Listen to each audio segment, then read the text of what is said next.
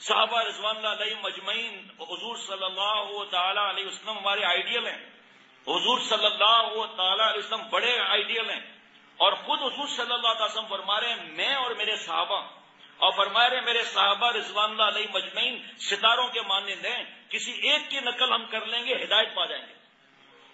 اور ایسے پیارے ہیں کہاں، مجھے بتائے کوئی؟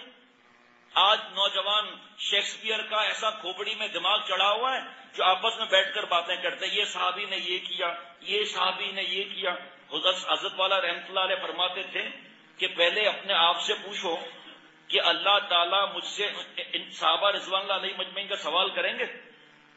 ہاں، ایگزام ہے MBBS کا اور پڑھ رہے ہیں چارٹرڈ اکاؤنٹنٹ کا، سوال آنا ہے کیا اور تیاری کر رہے ہیں کیا ہے؟ سوال آنا ہے کہ جوانی کس طرح ختم کی، مال کیسے کمایا، کیسے خرچہ کیا، نماز کا زکوٰۃ کا حساب کتاب ہوگا، تقویٰ پر لقوہ کا حساب کتاب ہوگا، اس کی تیاری نہیں کریں گے، آپس میں باتیں کرتے رہیں گے۔ ایسی عظیم شخصیات جن کے لیے اللہ نے فرمایا رضی اللہ عنہم ورضوا عنہ، اللہ ان سے راضی وہ ان سے راضی۔ بتاؤ سب چھوٹے بچے بڑے سب بتاؤ، اللہ جس سے راضی ہوں گے وہ کہاں جائیں گے؟